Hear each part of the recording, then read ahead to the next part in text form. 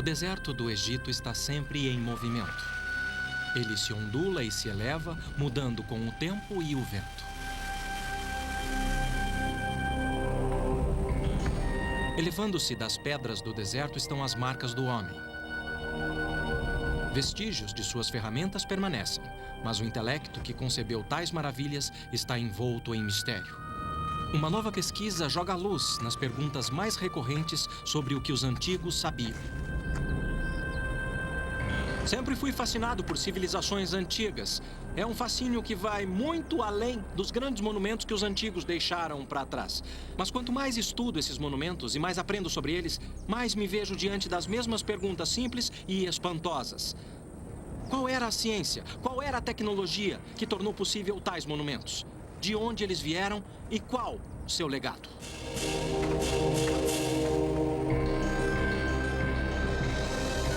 Sabedoria e antiguidade. Os egípcios.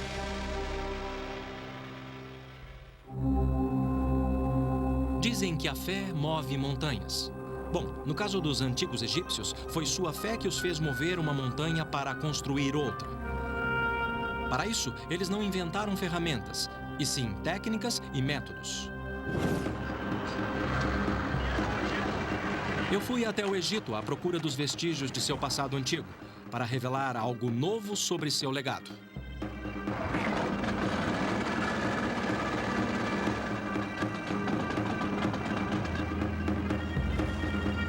Percorrer o lendário Nilo é como voltar no tempo, entrar num antigo labirinto de mistérios que tem nos levado a exemplos palpáveis do conhecimento e percepção antiga. Os antigos egípcios viveram num mundo sem ciência, num mundo cheio de mistério e poucas explicações. Seu legado começou há 7.000 anos, quando eles buscavam aproveitar os recursos do Nilo. Todo ano, o rio enchia com a neve derretida das montanhas etíopes a 1.900 quilômetros. Para a maioria, a cheia era uma bênção, pois durante o período de seca havia fome. Mas a inundação trazia boas colheitas e vida. Imagine você que 97% do Egito de hoje é deserto. E o Nilo era e é sua principal fonte de água. Pensando em seu ambiente, os egípcios antigos começaram a desenvolver métodos para utilizar a natureza a seu favor.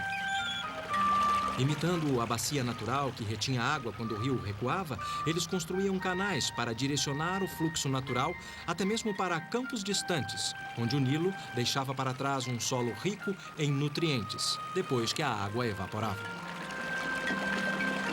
Os egípcios inventaram o primeiro sistema de irrigação do mundo, e o Nilo se tornou a chave de seu sucesso. Com muito tempo nas mãos para pensar e imaginar, os egípcios antigos perceberam as leis e ciclos naturais. A força predominante em suas vidas era o rio. Num tempo antes da era dos hieróglifos, sabemos que os antigos tentavam prever os níveis de inundação, esculpindo marcas nas pedras. Devido à dependência do Nilo, os egípcios precisavam antecipar seu comportamento. Por fim, construíram esse tanque criado para captar a água da cheia. Desenvolveram o nilômetro, um método simples, mas eficiente. Podia ter várias formas, mas aqui na Ilha Elefantina, em Assuã, era uma série de degraus com altura em côvados, esculpida na parede. Conforme o nível do rio subia, eles sabiam o que esperar no ano seguinte. A altura de 18 côvados significava fome, 24 significava abundância e 27, desastre à vista. O nilômetro era um sinal de vida.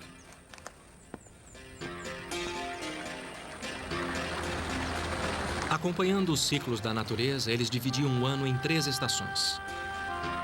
Primeiro vinha a estação da cheia.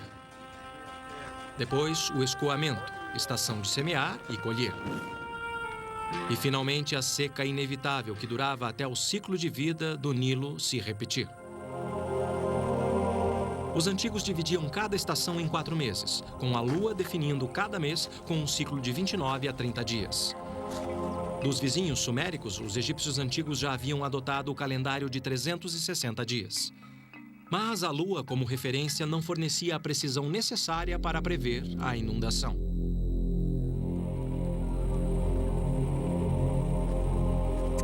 Por fim, eles procuraram uma outra solução.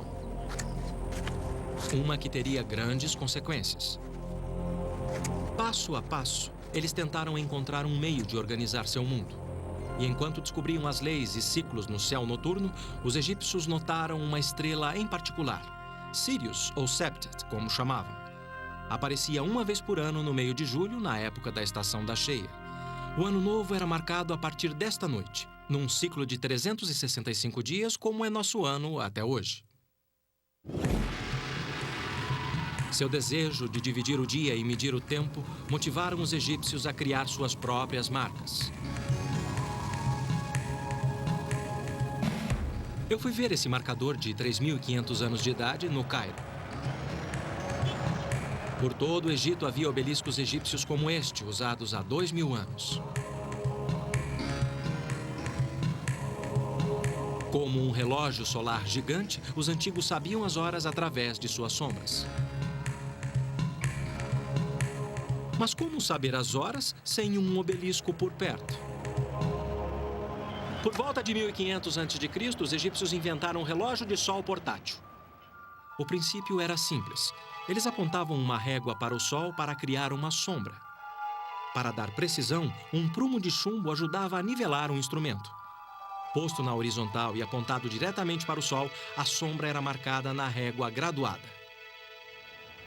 O local da sombra indicava as horas, ou, em outras palavras, um relógio. Pela primeira vez na história, os egípcios antigos dividiram o dia.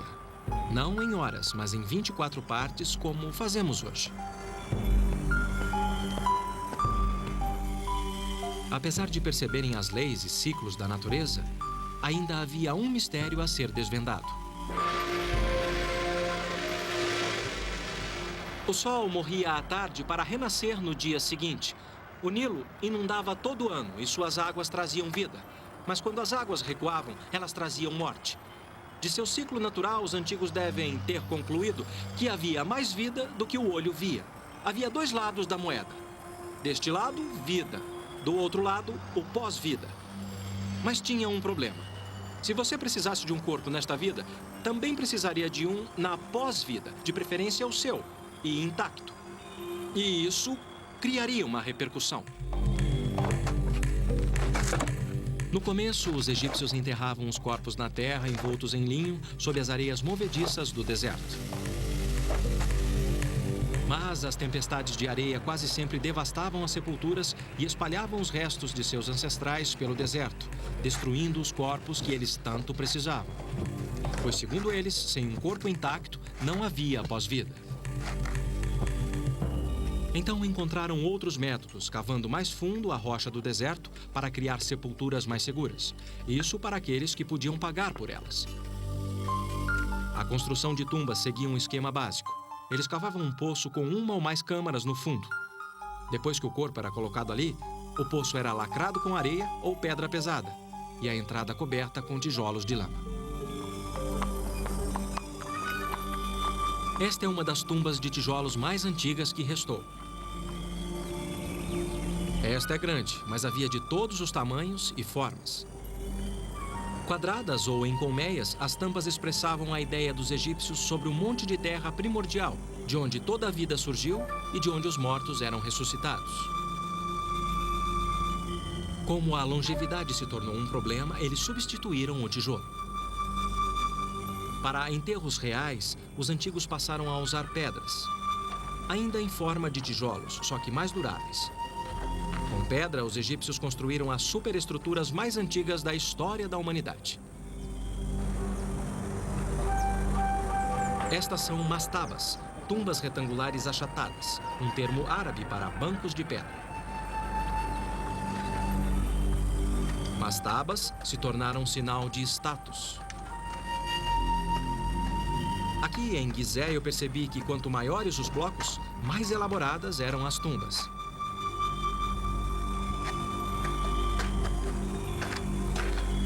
Este é um poço funerário. Deu para ver que os artífices eram verdadeiros mestres. Com alto nível de acabamento, é difícil acreditar que eles tenham 5.000 anos. No final do poço, uma mastaba como essa continha uma ou mais câmaras funerárias, dependendo da riqueza. Uma superestrutura retangular em cima do poço continha um corredor, uma capela e outro cômodo importante, o serdab. Então, a posição na sociedade... Sim, é importante. Eu me encontrei com o egiptólogo-chefe do platô de Gizé, o Sr. Mansur, para ver o interior de uma mastaba. Sim. E também muito respeito. Aqui fica a capela ou o corredor que leva à capela da tumba. A capela. Sim, mas... Dá para ver o quanto essa tumba era importante pelo nível de acabamento e os detalhes da arquitetura. E aqui, antes da capela da tumba, você vê o corredor. E nesse corredor, quando você olha para o teto, você vê que eles construíram um teto abobadado. Blocos de pedra maciça formam a parede e o teto de 2 águas. Através do ajuste correto do triângulo, os engenheiros da antiguidade calculavam o arco e esculpiam a pedra para criar o teto abobadado. Foi uma das primeiras aplicações da geometria. Eles pintavam esse corredor e as paredes com cenas do cotidiano. E cenas que O Sr. mostravam... Mansur salientou que os egípcios levavam presentes e pertences para as suas sepulturas e que todas as pinturas de parede substituíam o mundo em que viveram. As imagens eram tão boas quanto as reais e retratavam atividades como a fabricação do vinho e detalhes de seu dia a dia como fazendeiros. Cada pintura é uma oferenda mágica e eterna expressa em arte. Numa tumba adjacente, eu encontrei uma presença poderosa, a entrada da alma e sua estátua. Além da alma, os egípcios acreditavam que uma pessoa tinha corpo, personalidade, imortalidade e nome. Sem um corpo intacto, ou pelo menos uma estátua para a alma habitar, uma pessoa não tinha uma sombra e, portanto, não existia.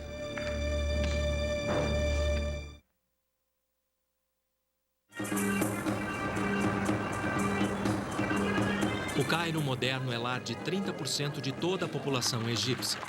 Como na antiguidade, a vida ainda gira em torno do Nilo.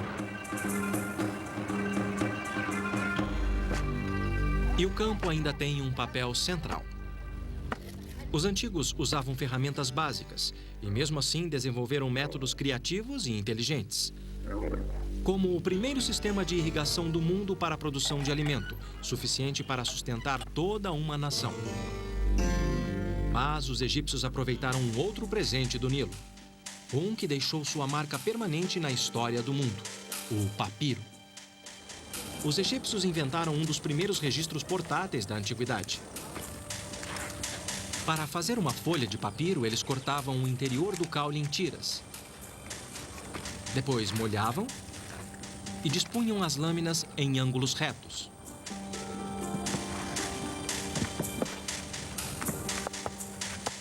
As batidas davam início ao processo de fusão das fibras. O peso adicional fundia as células das plantas depois de forçar a saída do ar, reduzindo a espessura em cerca de 75%. Com o ar seco, as fibras eram comprimidas mais 5%. Muito do que sabemos sobre a construção da tumba egípcia vem de registros em papiros.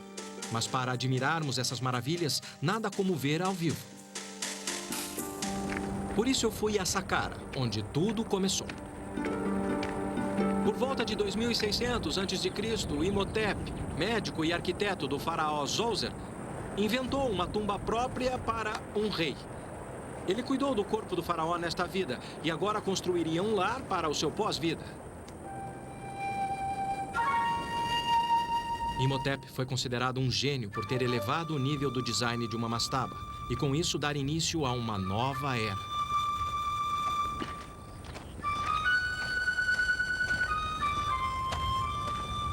Imhotep começou com uma mastaba, que ele expandiu em 2 lados, e a partir deles construiu em volta uma pirâmide de 4 degraus. Depois disso, acrescentou outra construção ainda maior sobre a primeira, até criar uma tumba com 6 degraus e com mais de 60 metros de altura. Ele conectou as câmaras subterrâneas através de um labirinto de 5,5 km de poços e túneis. Pensando bem, é algo incrível.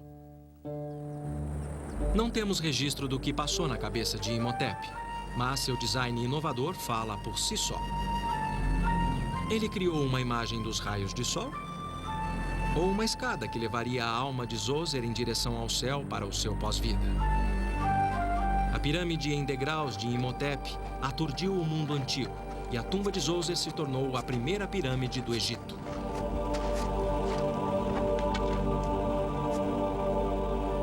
Tentativa e erro, sucesso e fracasso. Não sabemos as curvas de aprendizado dos sucessores de Imhotep. O fato é que ele deu início a uma nova tendência.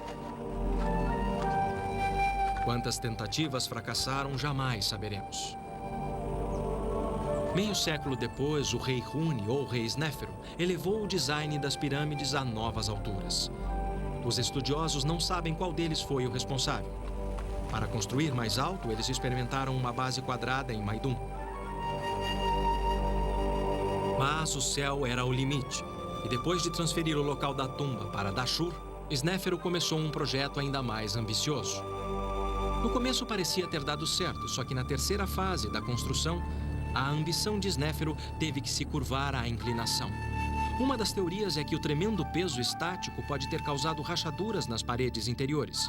Então diminuíram um ângulo que conferiu ao projeto o nome de pirâmide inclinada. Estudiosos acreditam que foi por essa imperfeição que Snéfero ordenou uma nova pirâmide, que fala de ambição e determinação. Para a pirâmide vermelha, eles copiaram a base quadrada e o novo ângulo da pirâmide inclinada, mas com melhores proporções. Pode parecer tentativa e erro, mas com o tempo, eles aprenderam a calcular suas construções com cuidado. O papiro de Hind data de 1650 a.C. Apesar de ser uma cópia de um documento anterior, ele pode ser mais antigo, pois a era de construção de pirâmides terminou 150 anos antes. É um pergaminho de 4,5 metros. Esta parte mostra que os antigos criaram uma fórmula para calcular as proporções perfeitas de uma pirâmide e que tinham uma compreensão básica dos princípios do Teorema de Pitágoras. 1000 anos antes de Pitágoras ter nascido. O que Snéfero criou foi a primeira pirâmide verdadeira, com 4 triângulos iguais sobre uma base quadrada. Agora eu quero ver como eles resolveram as questões de peso no interior.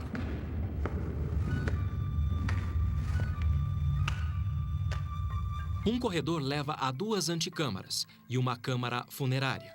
Elas ficam no centro, cerca de 27 metros abaixo da entrada.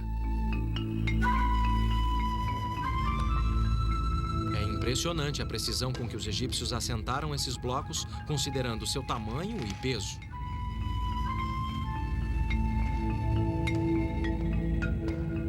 Então era assim que eles distribuíam o peso excessivo.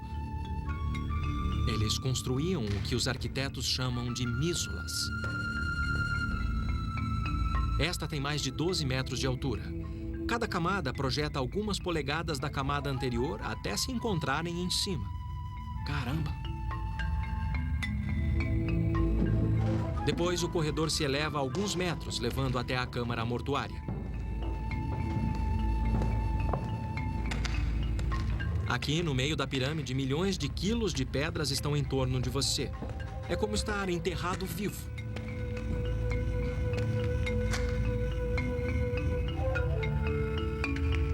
Há muito tempo os ladrões limparam este lugar, mas o ar aqui dentro parece não ter mudado em milhares de anos.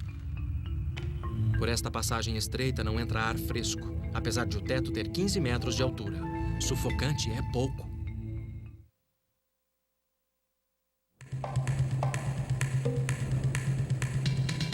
Você deve conhecer expressões como "se você sonha, você consegue" e "somente o céu é o limite". Quando eu visitei lugares antigos do Egito, eu vi que esses aforismos eram verdadeiros há muito tempo.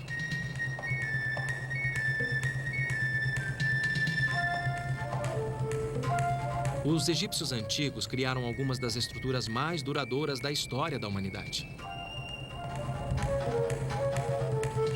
Principalmente quando passaram a dominar os 6 maiores requisitos da construção e que são consistentes com as 80 pirâmides que construíram. O primeiro princípio é a base quadrada.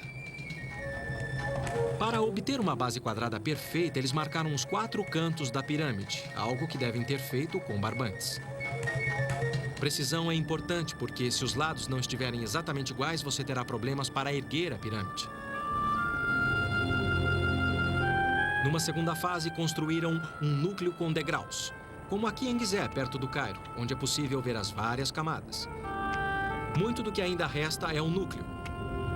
Essa é a maior pirâmide de todas. É a tumba do faraó Quéops, que governou o Egito na metade do século 25 a.C. Elevada a cerca de 150 metros acima do solo do deserto, esta foi a construção mais alta do mundo por quase 5.000 anos. Ninguém sabe ao certo quais eram as técnicas, pois com o tempo, os traços de seus métodos de construção foram se apagando e despertando sempre novas teorias. Um terceiro aspecto é a localização e orientação da pirâmide. Depois do rei Snéfero, todas as pirâmides eram voltadas para o eixo leste-oeste, igualando a vida e morte do rei ao nascer e pôr do sol. Orientar a pirâmide na direção certa não parece ter sido problema para os antigos, porque qualquer erro na maioria das pirâmides é de menos de 1 grau. A seleção do local também incluía o item material de construção suficiente. Para a fundação e o núcleo, eles usavam o maior número possível de blocos de calcário de local próximo. Os estudiosos fizeram as contas. Uma pirâmide como esta exigiu quase 2,5 milhões de blocos de pedra, uma montanha virtual.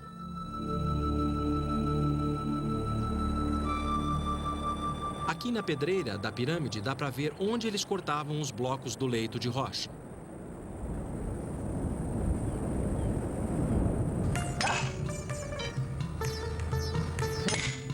Ainda hoje, a extração de pedras é um trabalho duro e requer muita força, humana e mecânica. A comparação de equipamentos modernos com suas técnicas torna suas façanhas algo mais incrível ainda. Eu vim até uma pedreira antiga em Assuã, no sul do Egito, admirar sua determinação.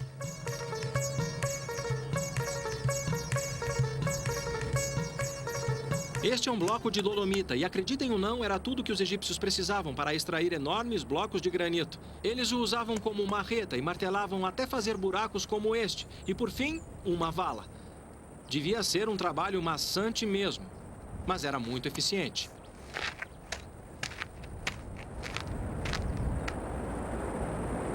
A questão era fazer o trabalho e outras pessoas arrastarem os blocos para o local da pirâmide.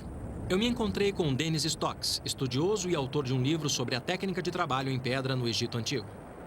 A questão era quadricular para isolar blocos prontos para serem extraídos e colocados na pirâmide. Ele explicou como eles moviam esses blocos para construir o núcleo da pirâmide. Considerando os diferentes tamanhos, provavelmente eles usavam diversos métodos. Em alguns casos, só arrastavam os blocos, e em outros, usavam trenós e roletes de madeira. Os blocos maiores eram colocados com simples alavancas de madeira.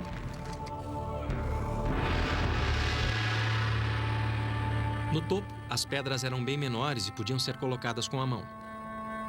Na quarta fase da construção, eles encaixavam pedras menores para dar a forma da atual pirâmide. O truque não era tanto o formato perfeito de cada bloco, mas o peso total de cada fiada que tinha que ser absolutamente idêntica. Como vocês podem ver, as pirâmides foram construídas com pedras de todos os tamanhos e formatos. Algumas tão grandes quanto um caminhão, outras do tamanho de uma geladeira, todas encaixadas com exatidão. Como se isso não fosse difícil, os construtores tinham que manter um ângulo constante de uma fiada de pedras para outra. Só assim eles podiam dar à fachada a lisura de um pedaço de vidro e manter os ângulos, com a precisão de uma lâmina de barbear.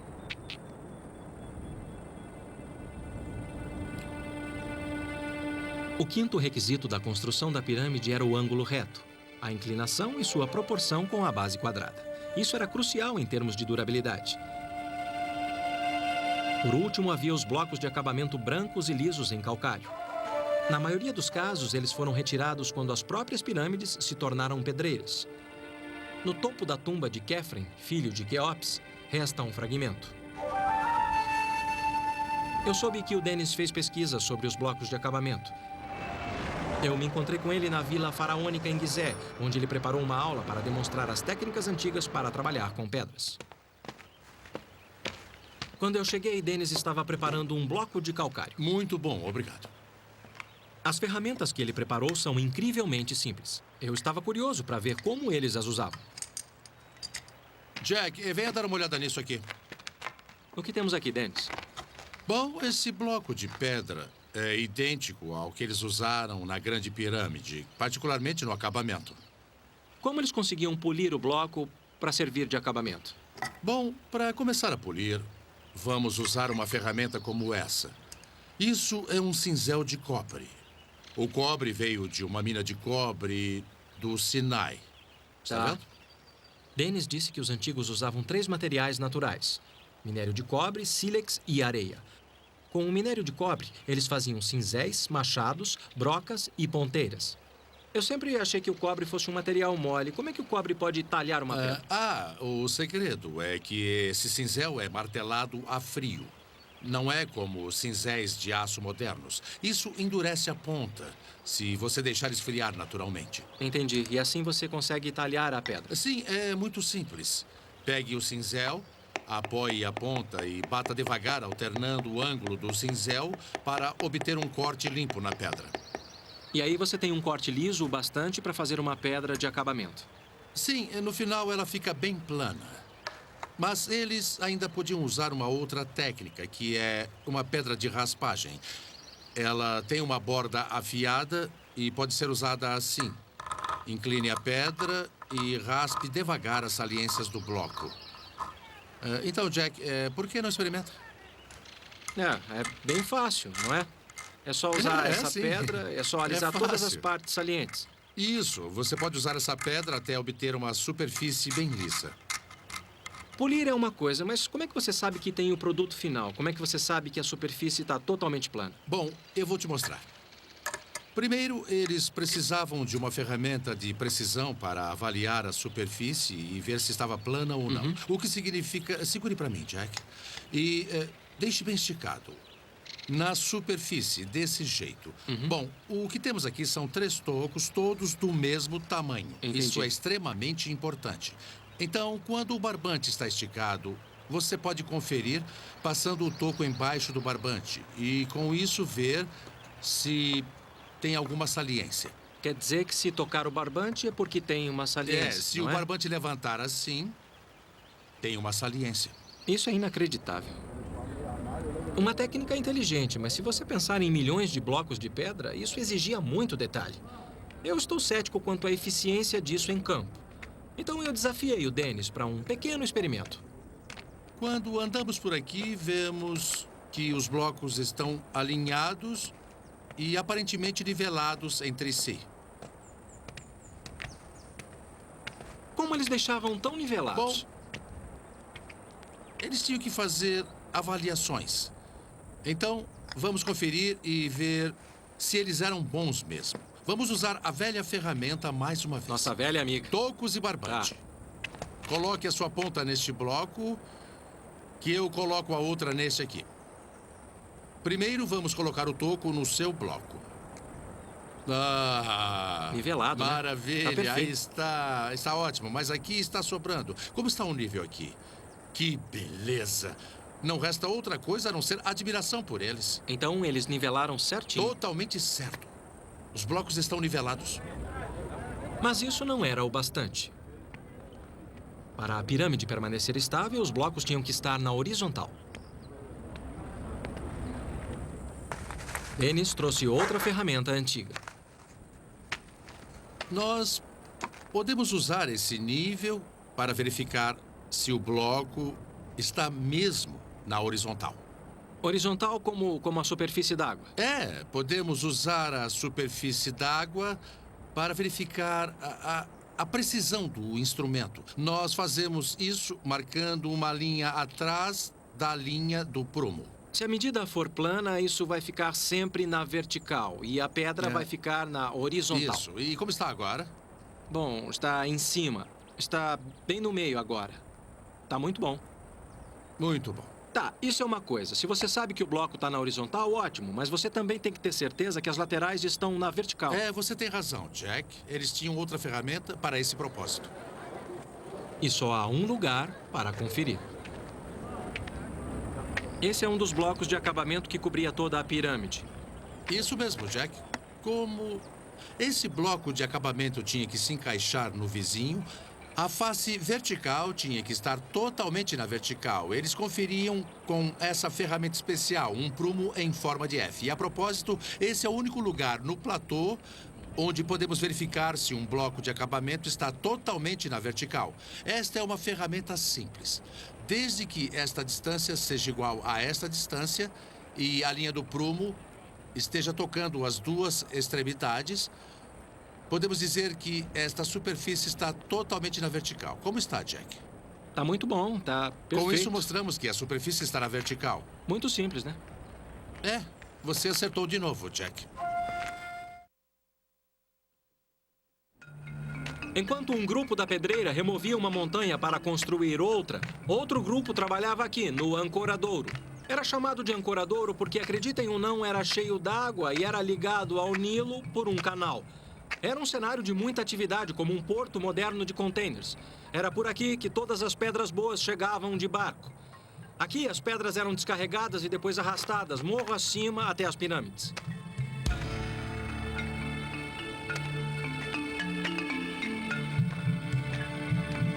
Os antigos sabiam que o ângulo das rampas era crucial. Entre 6 ou 7 graus era perfeito para desafiar a gravidade.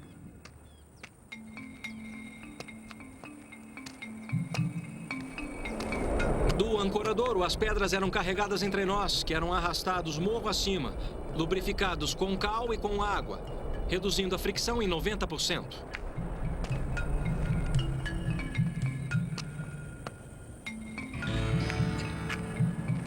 Não queira subir esse morro tentando arrastar uma pedra.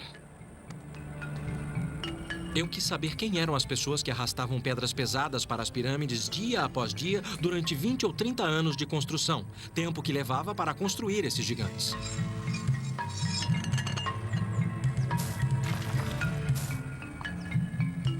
Então fui até o pé do platô de Gizeh, onde estão escavando um cemitério. É o lugar de descanso daqueles que trabalhavam perto da pirâmide. Os túmulos dão uma noção do estilo de vida dos trabalhadores e uma dica da importância socioeconômica que a construção da pirâmide representava para toda a nação. Dr. Hawass, o que as tumbas nos dizem? Esta é a primeira vez que sabemos da vida desses trabalhadores que construíram as pirâmides. Antes disso, sabíamos muita coisa dos nobres, oficiais, reis e rainhas, mas nada sobre as pessoas comuns que representavam 80% da nação naquela época. E aqui o Dr. Zahi Hawass, secretário-geral de Antiguidades, encontrou-se comigo para falar de suas últimas descobertas. Como os egípcios administravam tantas pessoas trabalhando nesta obra colossal? Era um sistema de trabalho forçado, coação ou um sistema de cooperação? Você tem que entender uma coisa importante, que é a pirâmide era o projeto de toda a nação. O país inteiro, 1.600.000 pessoas. Esse era o número de habitantes do Egito naquela época. Dedicavam suas vidas para construir essa pirâmide, porque era para o rei, que na verdade era Deus. Então não tinha um exército forçando escravos? Não. Acreditamos que o número de trabalhadores era de apenas 10.000 homens. Talvez um terço fosse de trabalhadores permanentes que trabalhavam para o rei desde sempre. E o resto seriam homens jovens que vinham para ajudar no sustento da família no Delta e no Alto Egito. Ao contrário do que se presumia, as evidências mostram que o trabalho básico, a força muscular na construção das pirâmides, não vinha de escravos, mas sim de fazendeiros dedicados. Toda a família tinha que enviar sua contribuição. Como até hoje, se você for a qualquer aldeia, no Alto ou no Baixo Egito, eles fazem como na época da construção da pirâmide. Se você tentar construir sua casa, vai descobrir que todos os dias, todas as famílias da aldeia vão te levar comida. Construir uma pirâmide era a mesma coisa. Mas e o Nilo e a cheia que ocorria todo ano? Isso afetava o trabalho nas pirâmides? Sim, mas ajudava no trabalho da pirâmide, pois quando a cheia cobria completamente o Egito, não havia trabalho para ninguém. O que você acaba de descrever é como uma pequena cidade. 10.000 pessoas é muita gente. Como eles organizavam isso? Uma equipe consistia de 2.000 trabalhadores. Eles dividiam a equipe em 2 grupos. Cada grupo tinha 1.000 trabalhadores. Cada grupo tinha um nome, tipo Amigos de Quéops, bêbados de miquerinos. Cada grupo tinha um supervisor. Então, os 10.000 trabalhavam organizados em equipes, em grupos, em turmas menores.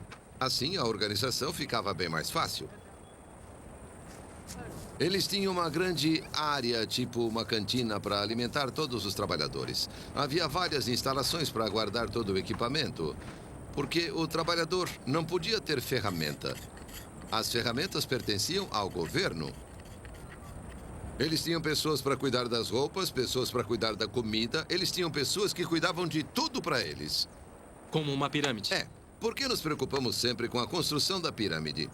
A administração da construção da pirâmide é mais genial, sabe, do que a construção da pirâmide em si. E é por isso que a pirâmide construiu o Egito.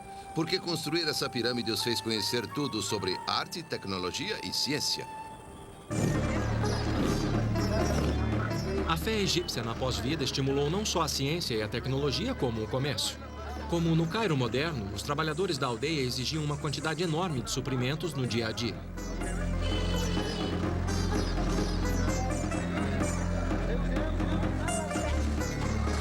Muitos buscavam suprir essa necessidade. E conforme sua crença irradiava além das sepulturas reais, ela atingia cada aspecto do dia a dia dos egípcios. Mais e mais pessoas passavam a suprir a demanda, e assim geravam sua própria demanda. O empreendimento e todos os aspectos associados a ele tornou-se uma grande indústria. Incenso, bálsamos e ungüentos, que eram privilégios do rei, passaram a ser desejo das massas. Salam. Salam.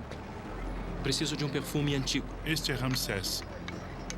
Este é mais forte na pele. Você quer alguma coisa mais forte, mais ou menos, ou... E este aqui? Este é de flor de lótus. Ah, é muito forte, é uma flor muito forte. Tá bom. Os óleos aromáticos eram considerados o perfume dos deuses e por isso aplicados na pele para fins cosméticos e medicinais e usados também no processo de mumificação. Então pode-se dizer que o perfume é mais uma invenção que devemos à crença dos egípcios na pós-vida.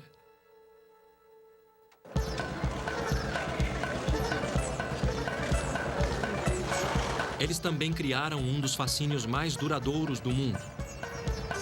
No Museu do Cairo, eu pude ver os resultados impressionantes do empreendimento antigo nas artes e ciências. Apesar de chocantes por sua dura realidade, as múmias fornecem um registro inestimável da crença, ciência e vida dos antigos egípcios. 1,80 m, 90 anos de idade, pai de 100 crianças durante um reinado de 70 anos, o lendário Ramsés II superou os governantes egípcios. O processo de mumificação no tempo da rainha Nedmet incluía colocar natrão, um sal natural, em saquinhos sob a pele e dentro das cavidades do corpo. Quando ela foi descoberta e levada para o Cairo através do Nilo, o natrão, que tinha desidratado seu corpo, absorveu a umidade do rio, fazendo com que sua pele desidratada queimasse. A múmia do rei Sequenenre mostra o mundo violento que ele deixou após um ferimento na cabeça durante uma batalha. Amenhotep I, seu neto, descansa em um manto enfeitado com uma coroa de flores. Como hoje, flores eram sinal de amor. As múmias nos dizem que os egípcios tinham ossos quebrados, faziam amputações e sofriam de artrite, como muitos de nós. Esses mensageiros silenciosos prestam testemunho do domínio da técnica e do profundo conhecimento.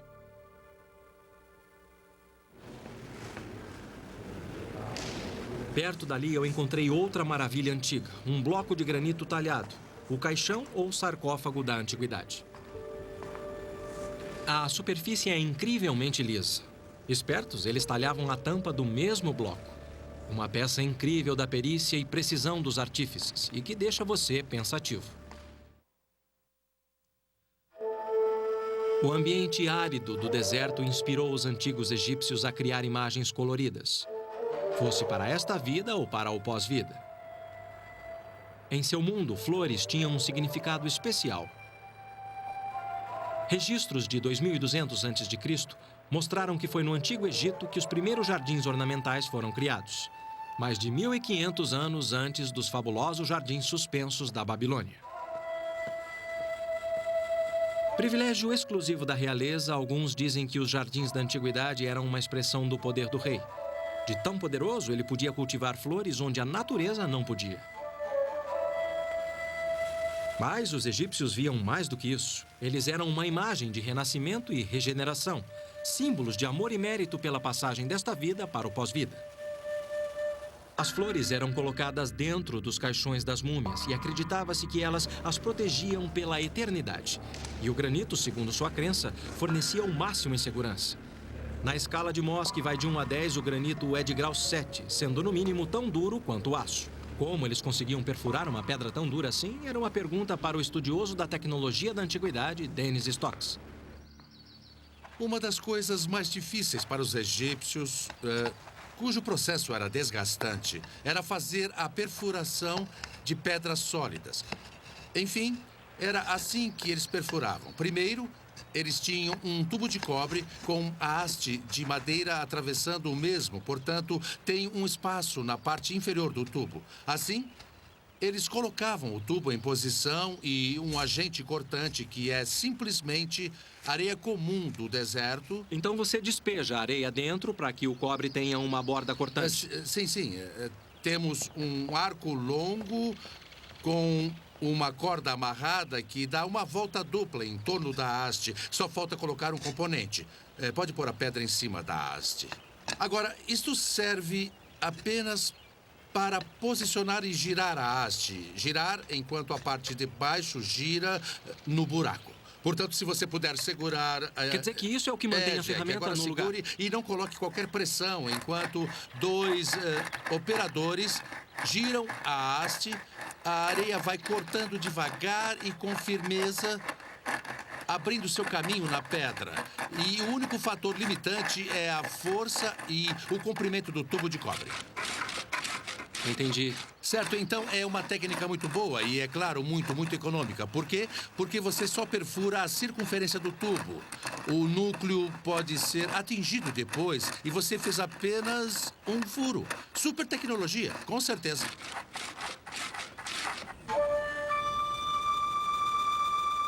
Com ferramentas básicas e uso eficiente, os antigos egípcios criaram maravilhas no mundo. E apesar de seu conhecimento e experiência terem crescido, a arte das pirâmides decaiu.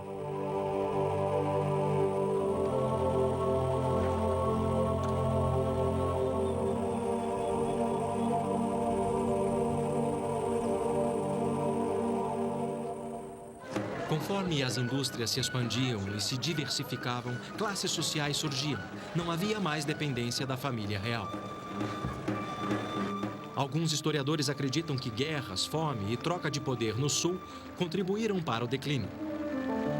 Mas levou mais 1000 anos para os egípcios darem o sopro final. Uma nova fé surgiu. E com ela, o conhecido conceito de uma vida após a morte, que argumentava que não era preciso de um corpo para desfrutá-la.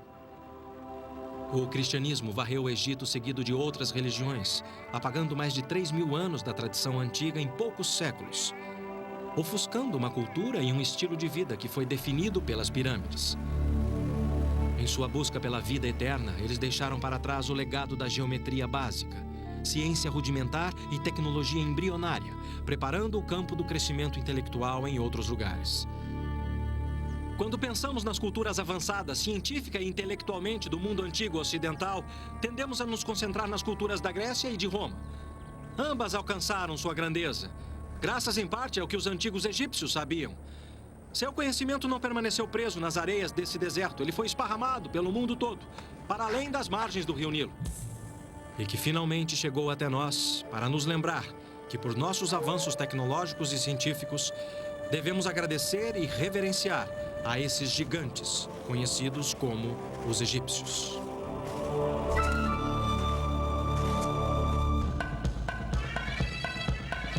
Versão brasileira, DPN Santos.